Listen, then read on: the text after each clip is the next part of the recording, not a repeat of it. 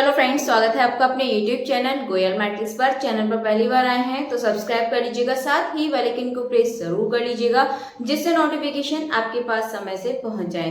तो आज आपके सामने 10 क्वेश्चंस रहने वाले हैं जो कि आपके मिक्स क्वेश्चंस हैं और ये आपके प्रीवियस ईयर क्वेश्चंस हैं बट अलग स्टेट के हैं। ये इसमें कुछ क्वेश्चंस TSSB के हैं, बाकी अदर स्टेट के भी हैं। तो आइए चलिए इन क्वेश्चन को स्टार्ट कर देते हैं और लास्ट में आप जरूर बताइएगा आपको टोटल 10 में से कितने क्वेश्चंस आते थे। तो स्टार्ट करते हैं, बट उससे पहले आप वीडियो को ज्यादा से ज्यादा लाइक कमेंट शेयर कर दीजिएगा एंड वीडियो को एंड तक जरूर देखिएगा। आइए फर्स्ट क्वेश्चन आपके सामने है, curl of gradient of phi identity curl. आपको यहाँ पे क्या निकालना है, curl of a divergent phi. दोनों में डिफरेंस है, यहाँ पर देखेंगे तो आप देखेंगे इसके साथ जब आप इसको निकालेंगे फाई की वैल्यू जब पता नहीं होता तो क्या लगाते हैं, एक्स आई प्लस वाई जे प्लस यहाँ पे लगाएंगे जेड के। इस तरीके से जब आप इसका क्या करेंगे, डाइवर्जेंट करेंगे तो क्या आता है यहाँ पर आपका 1 1 1 आएगा, ठीक है, 1 1 और 1 इस तरीके से रहता है, मतलब प्लस में नहीं है, आप इसको अलग अलग लिखिए, ये इस तरीके से रहेगा। और फिर आप इसका यदि कर्ल करेंगे तो आपको यहाँ से जो आंसर है वो 0 मिलने वाला है। इस तरह के क्वेश्चंस मैंने आपको काफी कराए हैं, अगर फिर भी आपको इसमें डाउट रहता है तो आप कमेंट करके बोल सकते हैं, मैं और इसको एक्सप्लेन करके समझा दूंगी। चलिए ये नेक्स्ट क्वेश्चन देखते हैं। इस तरह के क्वेश्चंस आपसे बहुत पूछे जाते हैं। द एसिम्पटोट ऑफ द कर्व, ये जो एसिम्पटोट है यहाँ से रिलेटेड बहुत क्वेश्चंस आपसे पूछे जाते हैं। तो आज मैंने इस तरह के काफी क्वेश्चंस इसमें लिए हैं। तो देखिए इसमें किसके पूछा है, पैरेलल टू एक्स एक्सिस पूछा है। तो आपको एक कर्व दे रखी है, जब आपसे एक्स एक्सिस के पैरेलल पूछे तो आपको क्या करना है, हाईएस्ट पावर एक्स की देखनी है, ठीक है, जिसके एक्सिस बोला होता है उसी की हाईएस्ट पावर देखते हैं। तो इसमें यदि आप देखेंगे तो एक्स की हाईएस्ट पावर है वो इन दोनों में है, तो यहाँ से ले लीजिए एक्स स्क्वायर वाई स्क्वायर और यहाँ पे एक्स स्क्वायर ही लिखेंगे, जो एक्स स्क्वायर के साथ वाला जो कोफिशिएंट होगा उसका वो लिखेंगे। जैसे एक्स स्क्वायर की हाईएस्ट है, इसके साथ क्या है वाई स्क्वायर, सेम इसमें एक्स स्क्वायर का मतलब यहाँ पे क्या हो जाएगा -4 लिखेंगे सिर्फ, क्योंकि एक्स स्क्वायर को नहीं लिखना है। इज इक्वल्स टू 0 लगाइए तो y इज इक्वल्स टू कितना हो जाएगा आपका +- 2। तो यहाँ से जो इसका ऑप्शन नंबर सी है ये आपका करेक्ट आंसर हो जाएगा। चलिए 2 क्वेश्चंस हो चुके हैं, आगे के और क्वेश्चंस देख लेते हैं।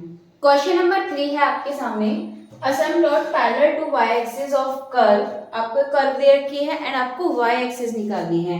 असिम्पटोट वाले क्वेश्चंस आपसे बार बार पूछे जाते हैं, तो इन क्वेश्चंस को ध्यान रखिएगा, बहुत ही आसान से क्वेश्चन है। y एक्सिस का मतलब y की जो हाईएस्ट पावर है, पहले आप इसको थोड़ा सा सिंप्लीफाई कर लीजिए, x square y square is equals to a square x square multiply कर लेंगे और ए स्क्वायर वाई स्क्वायर। अब आप क्या करेंगे, इसमें y की जो हाईएस्ट पावर है आपने इक्वेशन को धरी आई है, x square y square minus a square x square minus a square y square is equals to 0। अब y की जो हाईएस्ट पावर है 2 है, यानी कि यहाँ देखने को मिलेगी, तो आप इसके साथ वाले जो कोफिशिएंट है यानी कि एक्स स्क्वायर और माइनस है, इसके माइनस लगाइए और वाई स्क्वायर के साथ क्या है ए स्क्वायर इज इक्वल्स टू 0। तो आपको यहाँ से क्या मिलने वाला है, माइनस प्लस का ए, यानी कि 2 वैल्यू आपको यहाँ से मिल गई, तो प्लस का 1 और 1 माइनस का ए। तो यहाँ से जो आपका सही आंसर हो जाएगा ये हो जाएगा आपका ऑप्शन नंबर बी 2, इसका करेक्ट आंसर हो जाएगा। चलिए नेक्स्ट क्वेश्चन नंबर 4 की तरफ बढ़ते हैं। मैंने इसको थोड़ा सा शॉर्ट में लिख दिया है, सेम आपका इसी तरीके का क्वेश्चन है। एक आपको एक कर्व दे रखी है और जो आपको एक्स एक्सिस बतानी है। तो एक्स एक्सिस का मतलब क्या होता है, जिसमें जो एक्स की हाईएस्ट पावर है वो आपको बतानी है कि इसमें एक्स की हाईएस्ट पावर क्या है। तो x की हाईएस्ट पावर देखिए पहले और तब इसको सॉल्व करेंगे। तो x की हाईएस्ट पावर यदि देखेंगे तो सिर्फ हाईएस्ट कितनी है, x की पावर 2, इससे ज्यादा नहीं है कहीं भी और किसी में दूसरे में भी नहीं है। तो इसका मतलब ये और एक्स स्क्वायर के साथ वाला y लेंगे और इज इक्वल्स टू में 0 रखेंगे। तो सिंपली आपका ये हो चुका है, यहाँ से y इज इक्वल्स टू 0 इसका सही आंसर हो जाएगा। चलिए फिर आगे बढ़ते हैं और देख लेते हैं अब आगे के क्वेश्चंस।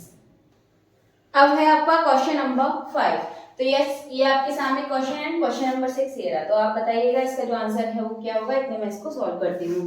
देखिए सबसे पहले dx और dy है, इसके साथ आप किसी को भी सॉल्व कर सकते हैं क्योंकि दोनों की जो लिमिट है वो सेम है। वैसे तो ये होता है कि जहाँ जिसकी लिमिट होती है उसको पहले सॉल्व करते हैं, तो आप dx के अकॉर्डिंग भी कर सकते हैं, सेम आंसर आएगा। तो पहले क्या कर लेंगे, dx के लिए कर लेंगे, तो dx के लिए करेंगे तो क्या हो जाएगा आपका ये x³ हो जाएगा नीचे, एंड इसको करेंगे तो ये क्या हो जाएगा आपका y²x।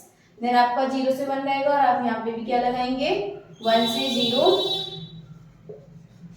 और ये आपका क्या रहने वाला है, dy लिखेंगे साथ में।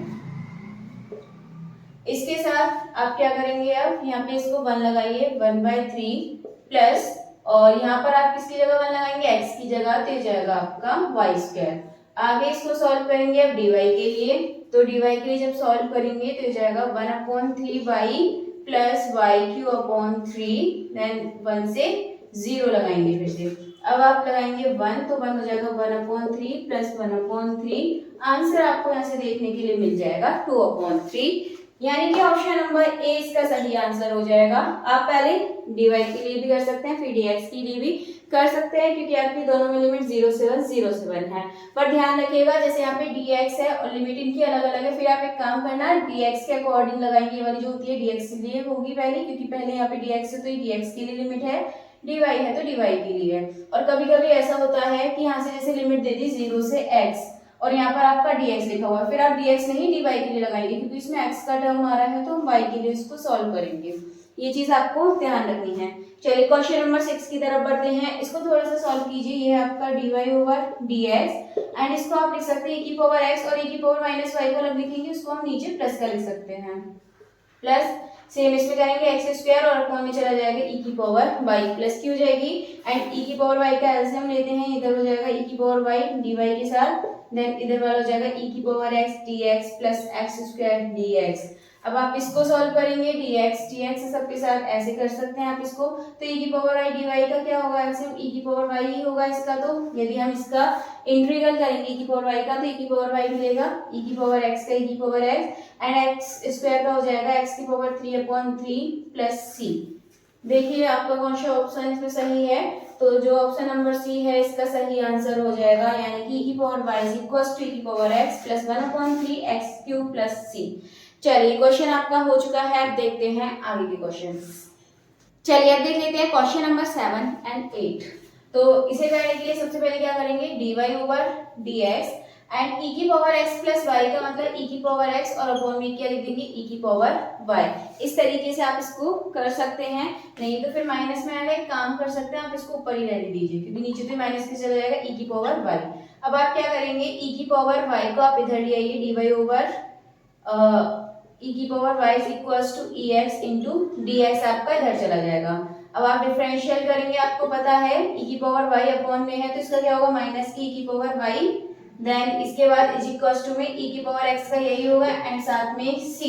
तो इसका आंसर आप देख सकते हैं कौन सा आएगा, e⁻−y आना चाहिए, इसमें इन तीनों में आ रहा है, देन e⁻x। तो ये मिलेगा आपको यहाँ से, क्योंकि दोनों कैसे हैं आपको, देखिए इसमें आपको माइनस का मिलने वाला है, तो इस हिसाब से आपका क्वेश्चन जो ऑप्शन नंबर 1 है ये सही होना चाहिए, क्योंकि इसमें आपका e माइनस का है, e⁻−y ये आपका माइनस का है एंड e⁻x नहीं सही है, क्योंकि e⁻x ये आपका इधर जाएगा प्लस का हो जाएगा and is equals to c, या फिर आप कैसे भी लिख सकते हैं। तो इस हिसाब से इसका जो ऑप्शन नंबर बी है ये आपका करेक्ट आंसर हो जाएगा। चलिए अब देखते हैं क्वेश्चन नंबर 8। क्वेश्चन नंबर 8 है the vector f is irrotational vector if. Irrotational के लिए लास्ट टाइम DSSB ने ऐसा क्वेश्चन पूछा था, और इससे पहले भी ये क्वेश्चंस आपके अदर स्टेट में पूछे हुए क्वेश्चंस हैं। तो इरोटेशनल के लिए इसमें आपको कौन सा सही हो जाएगा, curl f is equal to 0। ये आपके लिए इंपॉर्टेंट क्वेश्चन है, ये आपका लास्ट टाइम इसमें नहीं पूछा था, वो दूसरा पूछा था DSSB में। तो चांसेस हैं आपकी बार DSSB में इस तरह के क्वेश्चन पूछ लिया जाए, तो आपको याद रखना है curl f is equal to 0, यानी कि वो आपका इरोटेशनल है। तो आपसे ये भी हो सकता है कि ये दे दे आपसे और यहाँ पे ऑप्शन में ये रखकर पूछ ले। चलिए तो आपके ये क्वेश्चन हो चुके हैं, आगे के 9 और 10 और देख लेते हैं। चलिए अब देख लेते हैं क्वेश्चन नंबर 9। तो ये है आपका √2 e⁻−π। आपका यहाँ पाई है, आपको पता कितना होता है, cos theta plus i sin theta, यही होता है ना। अब इसके बाद अगर फाई की फॉर्म में देखें तो e⁻i हम कैसे लिख सकते हैं, cos phi plus i sin फाई, सॉरी मैं इसको फाई बोल रही हूँ, पाई। तो cos pi plus i sin पाई, ये हो जाएगा आपका e⁻−π। इतना करने के बाद आप यहाँ वैल्यू लगा दीजिए, cos फाई की कितनी होगी, -1, और ये हो जाएगा आपका 0। आइटा लिख सकते हैं इसको आप यहाँ पे। देन इसके बाद आप क्या करेंगे, e⁻i i pi is equal to -1 plus 0 i है यहाँ पर। अब आप इसके बाद एक काम कर सकते हैं, ये आपका -1 बचा, आप इसमें दोनों साइड √2 से मल्टीप्लाई कर दीजिए क्योंकि आपका ये वाली फॉर्म बन जाएगी। अब इज इक्वल टू में कितना बना आपका, ये माइनस का √2, -√2 आपका कैसा नंबर है, ये आपका इरेशनल नंबर है, तो यहाँ से आपका आंसर आ चुका है। चलिए जो क्वेश्चन नंबर 10 है इसका आंसर आपको बताना है, कमेंट करके जरूर बताइएगा जो क्वेश्चन नंबर 10 है उसका सही आंसर क्या होगा। और थोड़ा सा इसका आंसर समझ कर दीजिएगा क्योंकि आप हो सकता है गलती कर सकते हैं थोड़ी सी, तो इसका जो आंसर है आप ध्यान से करिएगा जो भी है। और बाकी लास्ट में कमेंट करके ये भी बताइएगा कि टोटल 10 में से आपके कितने क्वेश्चन सही हुए थे। एंड ऐसे ही और क्वेश्चंस के लिए आप ज़्यादा से ज़्यादा वीडियो को लाइक कमेंट शेयर कीजिएगा। और चलिए फिर अभी की वीडियो में इतना काफ़ी है, मिलते हैं हमारे नेक्स्ट वीडियो में आगे के नए क्वेश्चन के साथ।